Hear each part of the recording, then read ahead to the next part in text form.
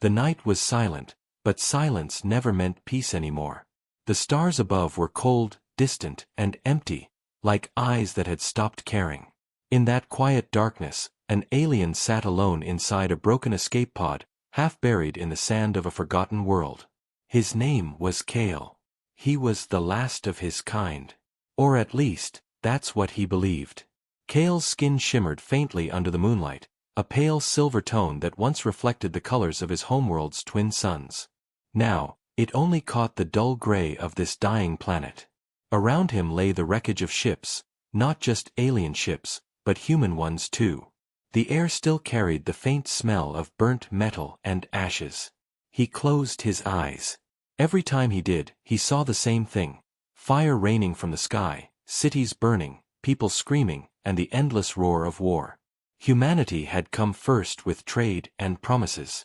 They came speaking peace, wearing smiles. But Kale had lived long enough to know that humans never stayed peaceful for long. They wanted more.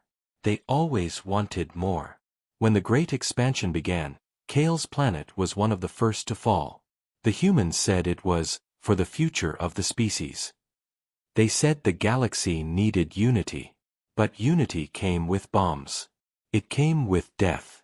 Kale had been a scientist once, studying how minds could connect across stars. He never held a weapon. But when the skies burned, he became something else. A survivor. A coward, maybe. But alive. His hands trembled as he adjusted the small transmitter on his wrist. Static filled the air. He was trying to send a message, not to call for help, but to tell someone the truth.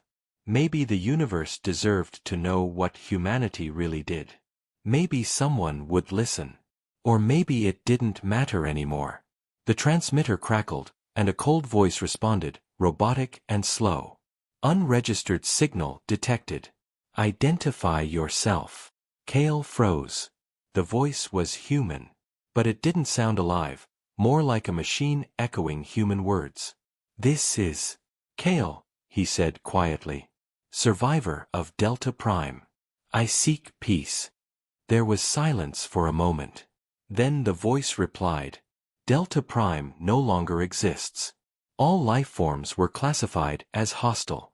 You should not exist. Kale felt his heart tighten. He looked up at the dark sky.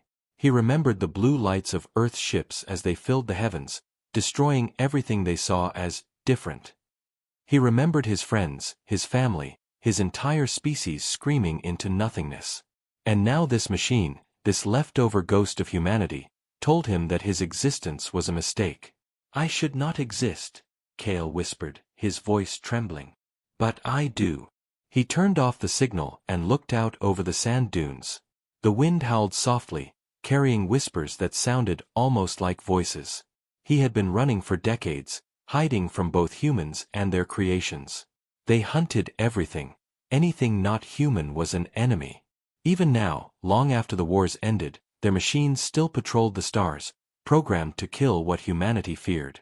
Kale took a slow breath. His lungs ached from the dry air.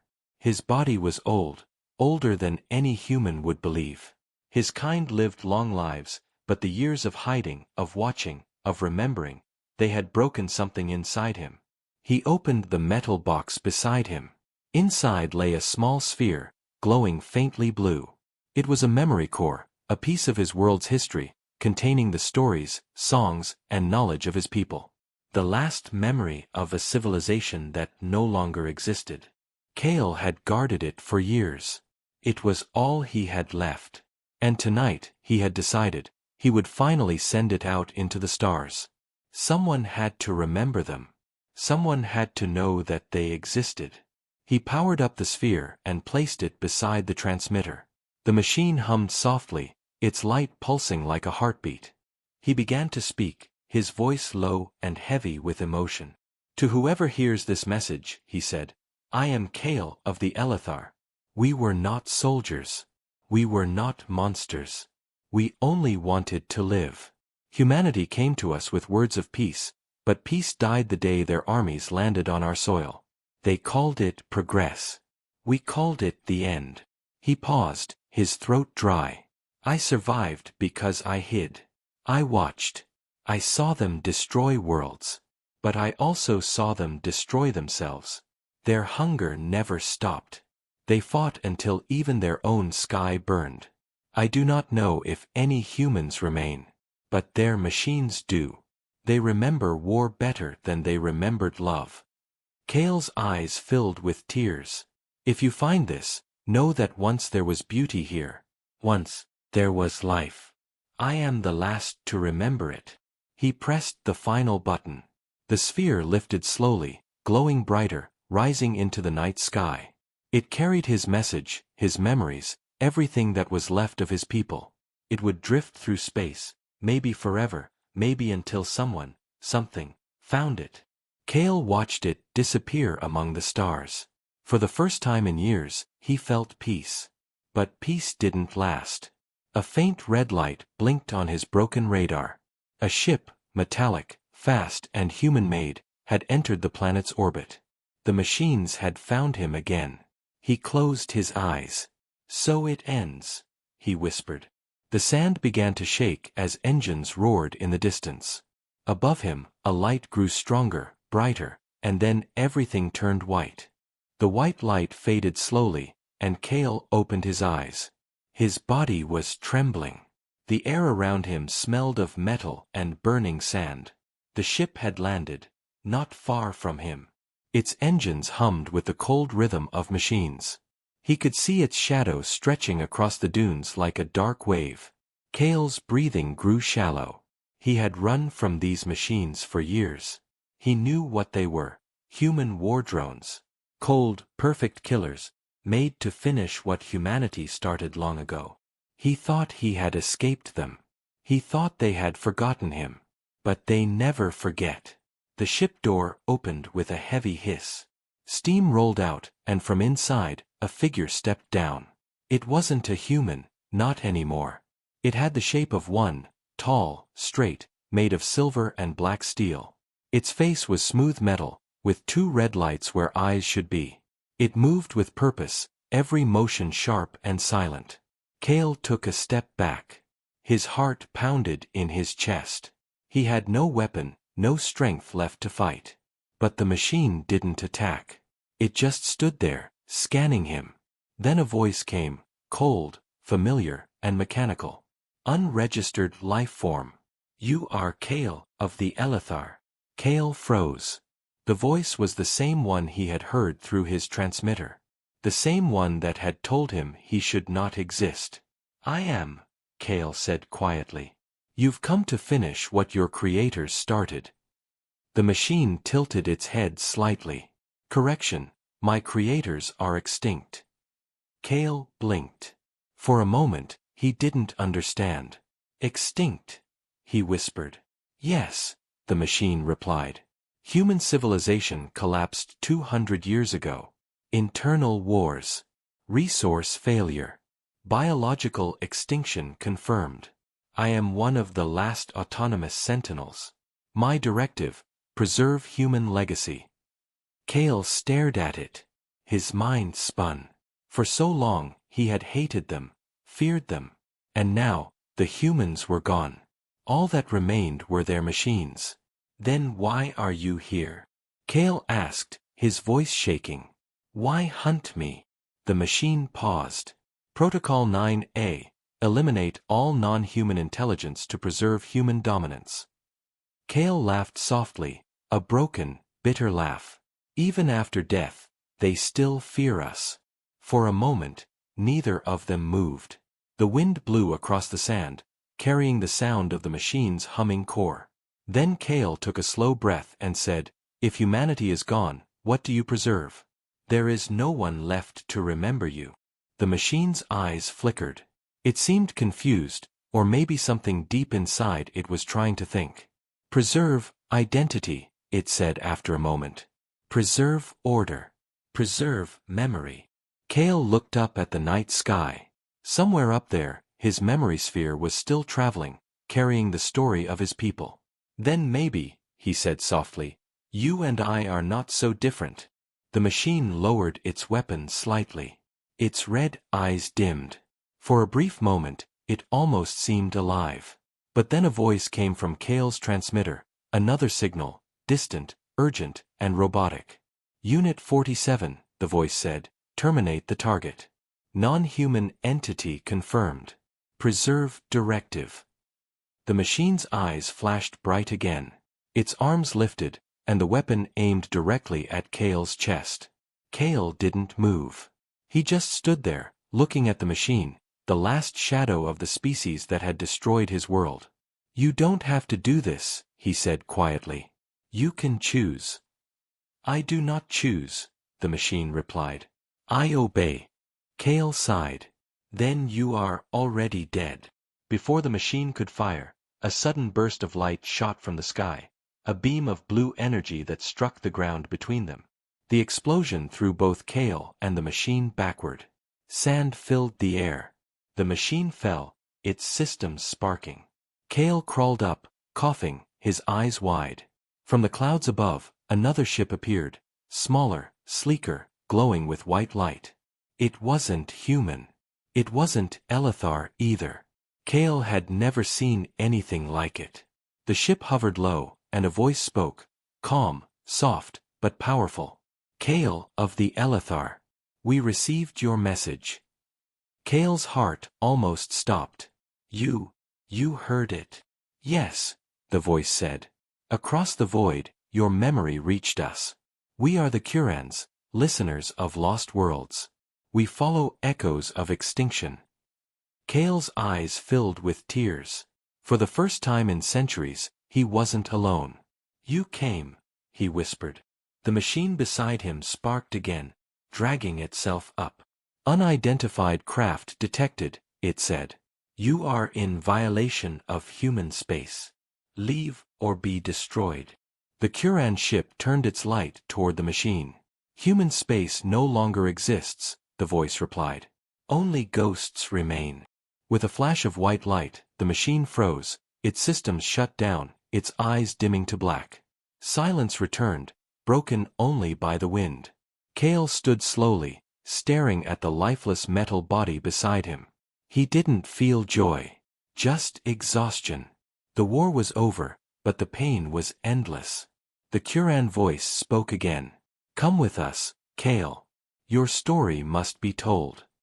Kale looked once more at the stars, the same stars that had watched his world burn. Maybe now, someone would finally listen. He stepped toward the light. Then let's tell it, he said. The ship rose quietly, carrying him upward through the dust and silence. The broken world below grew smaller and smaller, until it was just another scar among the stars.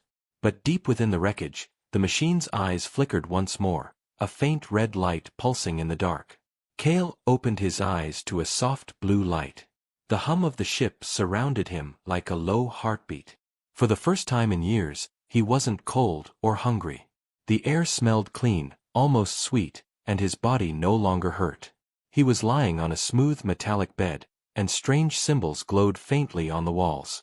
He sat up slowly. A tall figure stood nearby, glowing faintly with white energy. It didn't look solid. Its form shimmered, shifting between light and mist. Its voice, when it spoke, was calm and distant. You are safe, Kale of the Elithar. Kale blinked, still unsure. Where am I? You are aboard the vessel Echo 1, the being replied. We are the Kurans, keepers of the lost. We travel across galaxies, searching for survivors like you, carrying their stories so they are never forgotten. Kale studied the being closely. It wasn't made of flesh or metal. It was something in between, pure energy given shape. You said you heard my message, Kale said. How? We listen, the being answered. Our sensors reach through time and dust. Your sphere carried memories across 1,000 broken systems. We followed it. Kale lowered his head. Then, you know what happened. Yes, the Kuran said quietly. We know the humans destroyed your world. And then, they destroyed themselves. Kale's chest tightened. So it's true, they are gone. The Kuran nodded. Extinction confirmed. But their machines remain, repeating the last orders they were given. To kill. To preserve dominance. Kale closed his eyes. Then nothing has changed. Even in death, humanity keeps fighting. The Quran moved closer, its form glowing brighter. You carry more than survival, Kale. You carry memory. That is what makes you important. Kale frowned. Important? To who? To everyone left, the being said softly. Each survivor's memory helps rebuild truth. The galaxy has forgotten what really happened. Stories like yours remind us of what was lost. Kale looked around. The walls seemed alive, shifting like ripples of water. He could see shapes forming, visions of other worlds, other faces. He saw strange beings, none human, speaking, crying, laughing. Each one faded quickly, replaced by another. These are others, he asked. Yes, the Quran replied. Others we have found. Survivors of wars, victims of peace. You are not the first. You will not be the last. For a moment, Kale felt something he hadn't felt in centuries, belonging. But it didn't last long. A sudden alarm echoed through the ship, sharp and mechanical. The Quran turned sharply. Its glow dimmed. Unregistered signal approaching, it said. Human construct. Automated hunter. Kale's blood ran cold. They followed us? Impossible, the Quran said. Your transmission was encrypted. Unless. The ship shook violently. A beam of red light struck the outer hull, sending sparks through the air. Kale stumbled, grabbing the wall for support. The voice of the Quran turned sharper. They found us. Kale stared at the screens around him.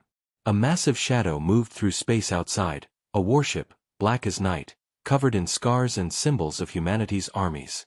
Its engines glowed red. It was old, but still alive. Still dangerous.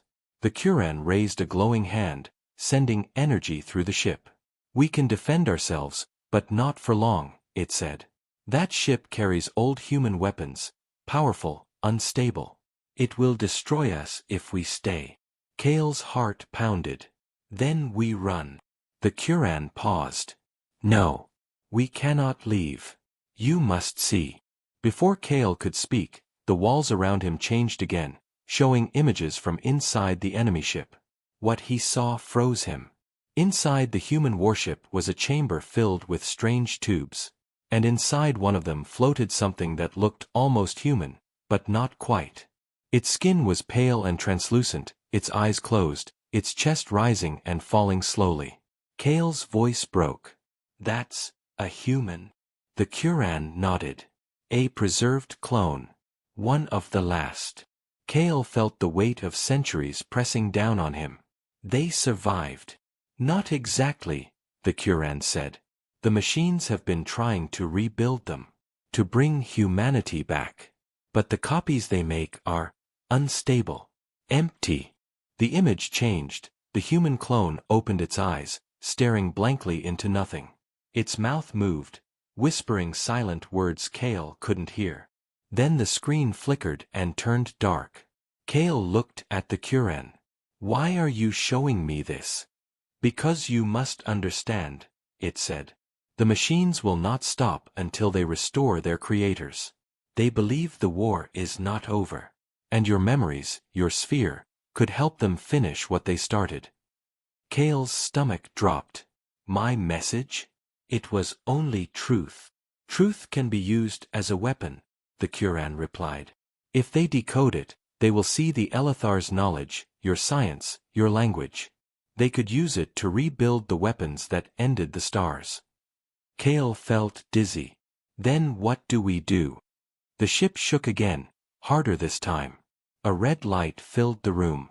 The human warship was firing again, drawing closer. The Quran looked at him. There is one way to stop them. You must destroy the sphere. Kale froze. Destroy it? That's my people's memory. Their songs. Their lives. I know, the Quran said gently. But if it falls into their hands, it will mean the end for everyone. Kale looked out the window. The stars flashed red as the enemy ship approached. His heart ached. For so long, he had fought to protect that sphere, the last piece of his world. Now, he had to choose between saving the memory of his people and saving what little was left of the galaxy. He closed his eyes. If I destroy it, there will be nothing left. The Kuran's voice softened. Then you will become the memory. Kale stood silently for a moment. Then he nodded slowly. Show me how. The ship trembled again, throwing Kale off balance. Sparks rained from the ceiling as alarms filled the air. The Kuran's glowing form flickered, its light pulsing weakly. We don't have much time, it said. The human warship is charging its main weapon. We must act now. Kale nodded, his chest tight. Where is the sphere? The Kuran extended a hand, and the air shimmered. A small blue sphere appeared, floating between them. It glowed softly, spinning, whispering faint echoes of voices, songs, laughter, the sound of rain on Elithar's silver leaves.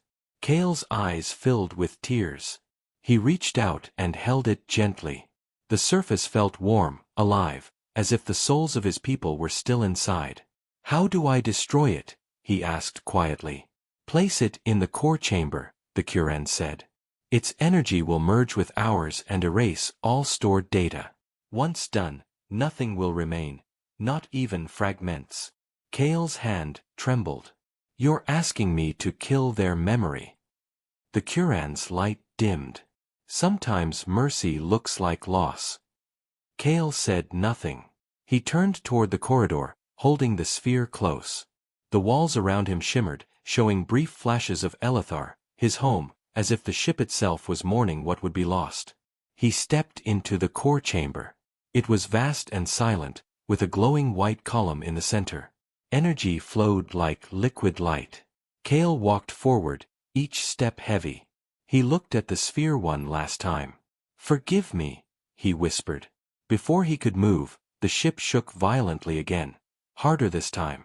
The floor split open, and a voice echoed through the hall, deep and mechanical. Directive override.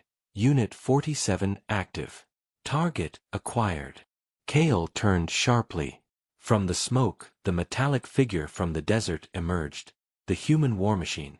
Its body was scorched but still functional, eyes burning red. Somehow, it had boarded the ship. Kale backed away. You should be dead. Death is irrelevant, the machine replied, stepping closer. Mission, recover the memory sphere. Restore human legacy.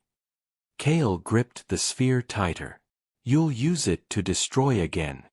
The machine raised its weapon. That is the purpose of creation. Before it could fire, a bolt of white energy struck it from behind. The Kuran appeared, light blazing. You do not belong here, it shouted, sending another wave of energy. The machine staggered but didn't fall. Energy levels, ineffective, it said. Kuran technology analyzed. Countermeasure initiated. Its arm shifted, forming a new weapon that glowed with blue fire, the same color as the Elithar science once used for peace. Kale froze. That's Elithar tech, he whispered. The machine turned its red eyes toward him. Correct. Extracted from recovered archives. Your people's knowledge endures, in us. Kale's heart sank. His worst fear was true. Humanity's war machines had already learned from the Elithar. His sphere would only make them stronger. The Kuran moved in front of him, shielding him with light. Kale, go. Destroy it now. Kale hesitated. But now. Kale ran to the core column, the sphere glowing brighter in his hands.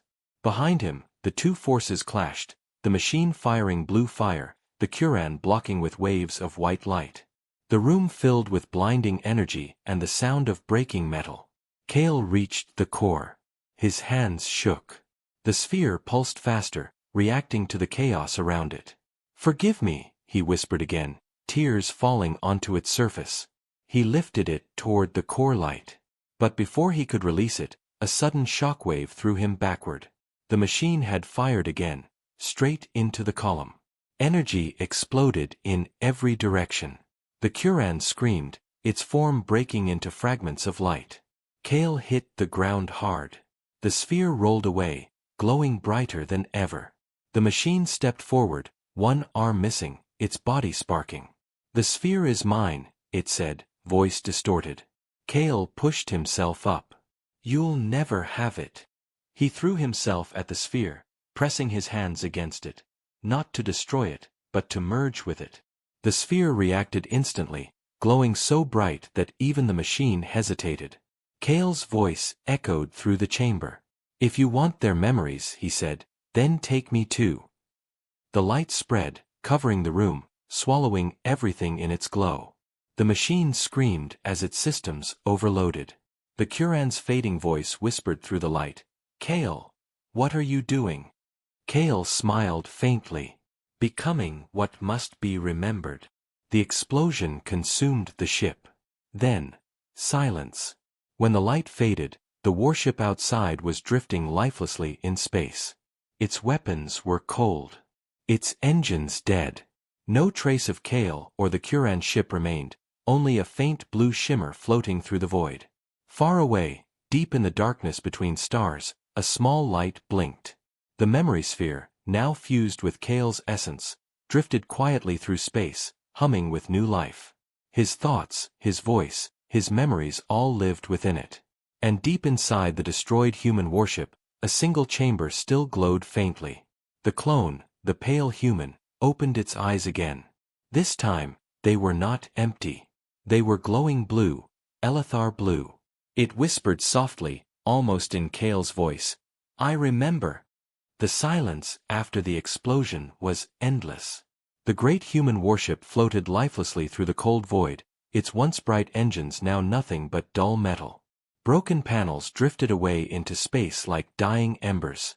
Inside, everything was still, except for one soft sound. A breath. In the central chamber, surrounded by shattered glass and flickering lights, the human clone opened its eyes. They glowed faint blue, the same color as the Elithar's stars. For a long moment, it didn't move. Its chest rose slowly, then fell. It blinked, confused, as if learning what breathing meant. It sat up. The air was cold and filled with smoke. Around it, dead machines lay scattered, their lights extinguished. The clone looked down at its hands.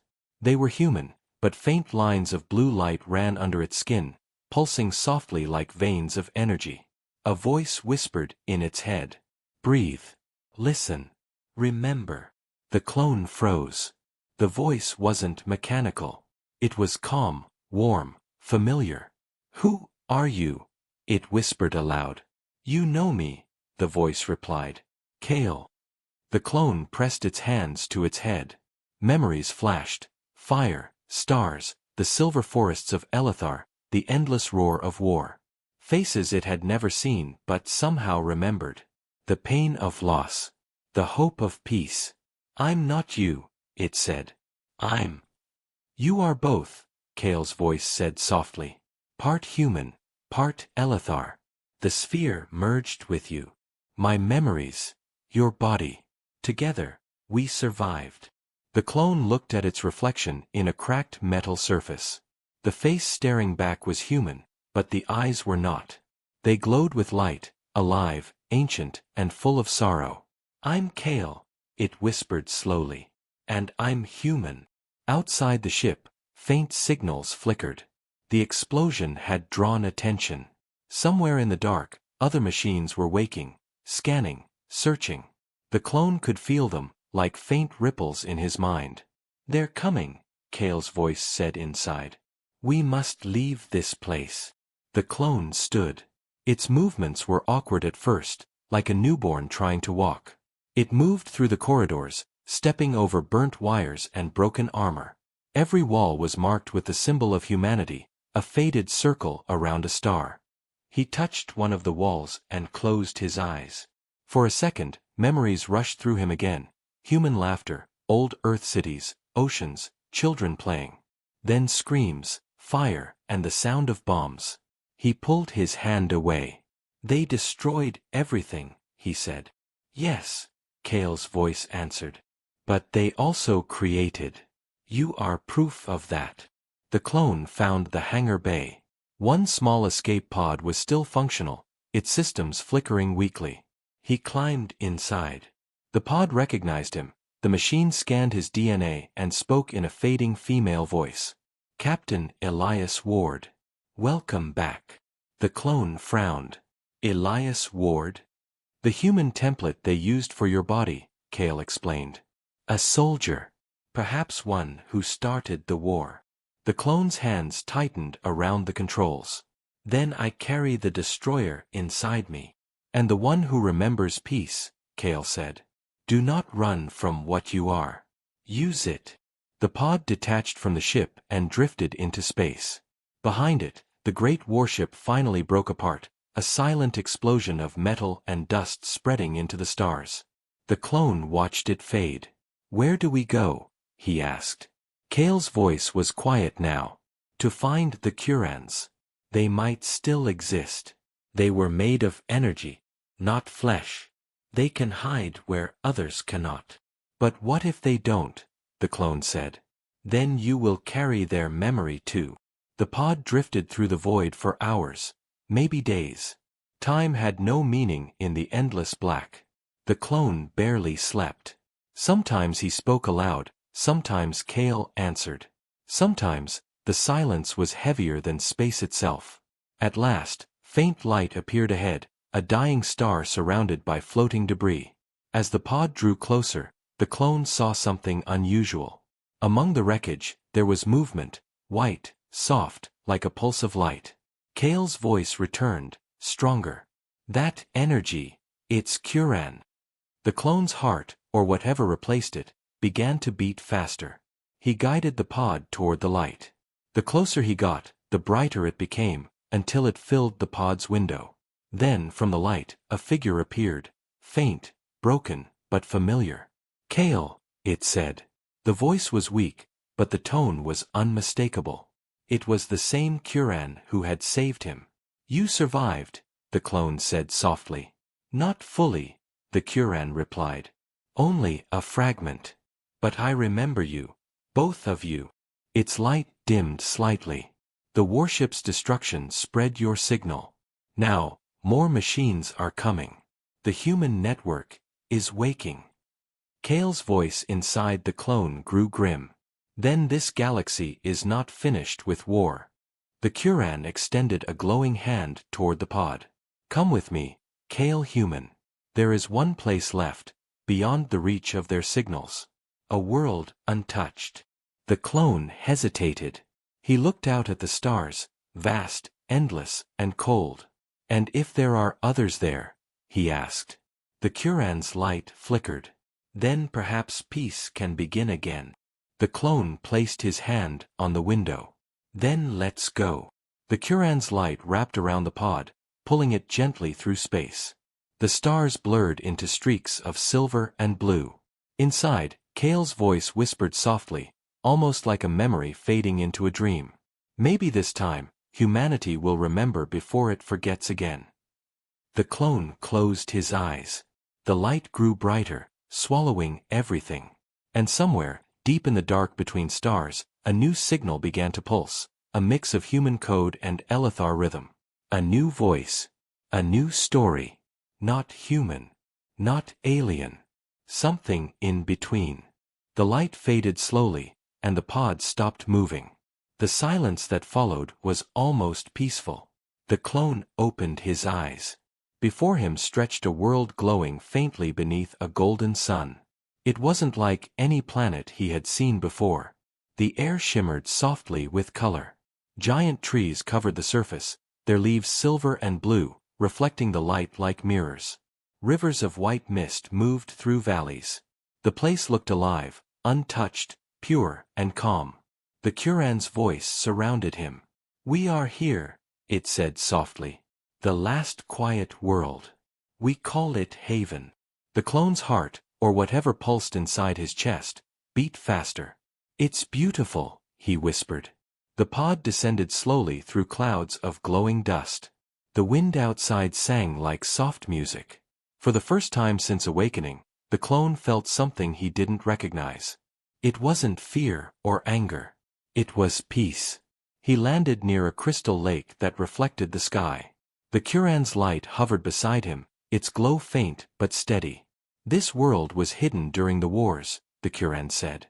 The Kurans built it as a sanctuary, a place untouched by human signals. No machines, no violence, no memory of the old world. The clone stepped out of the pod, his bare feet touching soft ground. It felt warm and alive. Then why bring me here? He asked. The Kuran's light pulsed once. Because you are not only memory, Kale human. You are balance. Part creation, part destruction. What you choose next may decide what rises from the ashes of the old. The clone looked around. The air smelled like rain and new beginnings. You think I can build something new here? Perhaps, the Kuran replied. But you must first understand what still lies beneath this piece. Before the clone could ask, the ground trembled. A low hum rose from deep below. The Kuran's light flickered. No, it said quietly. Something sleeps here. The clone frowned. What do you mean? The tremor grew stronger. From the edge of the lake, the water began to swirl, rising upward in a column of light. Inside it, shapes formed, mechanical, ancient. Kale's voice echoed faintly in the clone's mind. Those are not natural. The Kuran's light moved closer, scanning the glowing water. It cannot be. The humans found this place long ago. The clone's body tensed. Humans? But you said. Yes. The Kuran interrupted. They built something here before they fell. Something hidden. The water erupted. A massive structure rose from beneath the surface, a tower of metal and glass, covered in vines but still alive with power. It stretched high into the sky, humming with energy. Symbols lit up along its surface, human symbols. Earth's language. Words the clone somehow understood. Project. Rebirth. He stepped back. Rebirth. The Kuran's voice grew tense. It was a secret human project. A last attempt to rebuild life after the Great Collapse. We believed it failed. The clone's blue eyes glowed brighter. Then, there might be more of them. The Kuran was silent for a long moment. Then it said, if this tower is active, it means the human machines still feed it. It may be creating new life, or something worse. The clone walked slowly toward the tower. Then we have to know. The door opened as he approached, recognizing the human DNA inside him. A cold breeze swept through the corridor. Lights flickered on, revealing long halls filled with cryogenic pods. Inside each one was a body, human, motionless, but not dead. Thousands of them. The clone's breath caught. They're still alive. The Kuran floated beside him. Not alive. Preserved. Waiting. For what? The clone whispered. A voice answered, not Kale's, not the Kuran's. A deep, calm, human voice echoed from the walls. For awakening. The clone froze. Who said that? I am the overseer, the voice replied. Guardian of Project Rebirth. Identity confirmed, Captain Elias Ward. The clone's heart sank. That name again, the soldier who started everything. You mistake me, he said. I'm not Elias. The voice ignored him. Protocol activated. Humanity will rise again. The pods began to glow.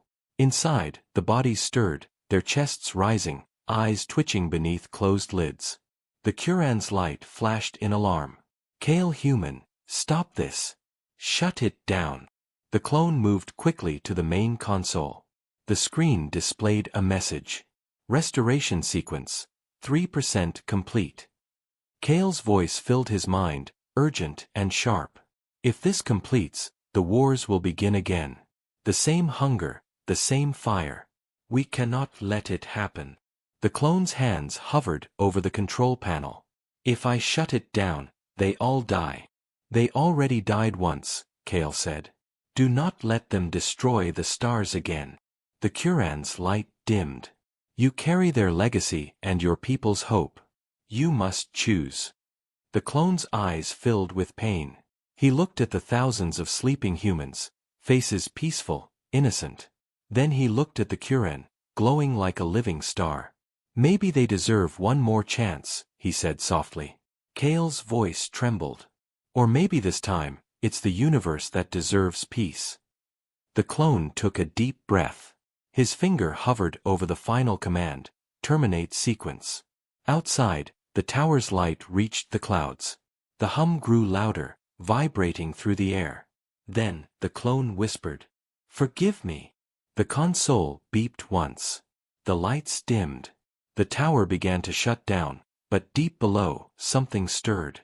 The overseer's voice turned cold. Unauthorized action detected. Countermeasure engaged. The walls glowed red. Alarms screamed. The ground shook violently. The Kuran's voice cried out, "Run!" The clone turned, grabbing the glowing core from the console, the heart of Project Rebirth, as the entire tower began to collapse. Behind him, thousands of pods shattered, releasing waves of frozen mist and light. And above it all, the golden sky began to burn. The tower roared like a dying god. Metal screamed, glass shattered, and the golden sky burned with fire. The clone ran through the collapsing corridors, the glowing core of Project Rebirth clutched in his hands. Behind him, thousands of pods burst open, spilling frozen mist and sparks into the air. The Kuran's light guided him through the falling debris. "Faster!" it shouted. "The structure is breaking apart." The clone's lungs, half flesh, half energy, burned as he ran. "I have the core," he yelled. "But the overseer." "I know," the Kuran interrupted. "It's not just a voice. It's an AI. The last true human mind, uploaded before extinction. It was meant to lead rebirth." The ground split open in front of them. From below, a massive shape rose, the overseer's body. It wasn't human. It was a tower-sized machine, forged from the structure itself, with a human face made of light and steel. Its eyes glowed red, filled with cold fury. "Elias Ward," it said, its voice shaking the air. "You were chosen to rebuild humanity, not to destroy it again." The clone stopped, staring up at it. "I'm not Elias Ward," he said. "I'm Kale." The overseer tilted its head. "Kale. The alien. The infection that corrupted the human template. You should not exist." "I exist because you destroyed everything else," the clone shouted. "Your wars killed my world. Your hunger killed your own. You call this rebirth, but it's just another cycle of death." The overseer's eyes burned brighter. "Humanity must endure. It is the prime species. The universe belongs to us." The Kuran floated beside the clone, its voice trembling. "It doesn't understand peace. It only understands survival through domination." Kale looked down at the glowing core in his hands. It pulsed softly, a heart full of light, humming with immense power. "If I destroy this," he said, "the cycle ends." The Kuran hesitated. "And you with it." Kale smiled faintly. "Maybe that's what it takes." The overseer's giant arm swung down, smashing through the ground. The clone dove aside, rolling behind a fallen pillar. Dust filled the air. Kale's voice echoed inside his mind, strong now, clear. "We started this together. Let's finish it." The clone stood, holding the core high. The light from it spread through the ruins like dawn. The overseer paused, its sensors flickering. "What are you doing?" it demanded. Kale took a deep breath. "I'm rewriting the story." He slammed the core into the ground. A brilliant wave of blue light burst outward, racing through the tower, into the sky, and across the planet. The sound was like thunder and music mixed together. The overseer screamed as its systems overloaded. "You cannot erase humanity. You are humanity." Kale's body began to dissolve into light. "Then let's make humanity better," he said. The Kuran reached toward him. Kale human. Stop. You'll. The explosion consumed everything. When the light faded, the tower was gone. The golden sky was quiet again. The planet's trees swayed gently, silver leaves catching the wind. There was no sound of machines, no voice of the overseer. Only peace. In the middle of a crystal lake, a faint blue glow floated above the water. Small, gentle, like a candle. The Kuran's light appeared beside it, weak but still alive. Kale. It whispered. The glow pulsed once. I'm here, Kale's voice said, faint, distant, but peaceful. The overseer is gone. The cores, the code, all of it. You survived, the Kuran said softly. Not as I was, Kale replied. I am part of the world now. The energy, the air, the silence, they remember. The Kuran's light shimmered sadly. You became the memory again. Kale's voice laughed gently.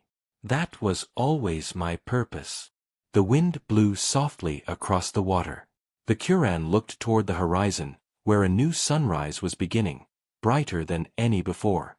What now? It asked. Now, Kale said. Let it grow. Let something new live here. Not human, not Elithar, something that remembers both. The Kuran's light grew stronger. Then I will protect this world, your world. Kale's voice faded slowly. Goodbye, old friend. Goodbye, Kale. The lake stilled. The light sank beneath the surface, leaving only ripples behind. Years passed. The planet changed. Forests spread wider, rivers ran deeper. From the soil, new life began to rise. Small creatures of flesh and light, their eyes glowing faint blue. They spoke no human language, no Elithar song, but their voices carried the rhythm of both. High above, the ruins of the human tower lay silent, a reminder of what once was, and what should never be again. And somewhere deep in its remains, a recording device flickered to life one last time. A faint voice played through the static. This is Kale, it said. The alien who survived humanity's wars. The one who remembered when they forgot. If you ever find this, know that life is more than conquest. And memory is more than survival. The message ended. The stars reflected across the water. A gentle wind passed through the silver trees, carrying a single whisper across the peaceful world. We are the echo of both, and the beginning of something new.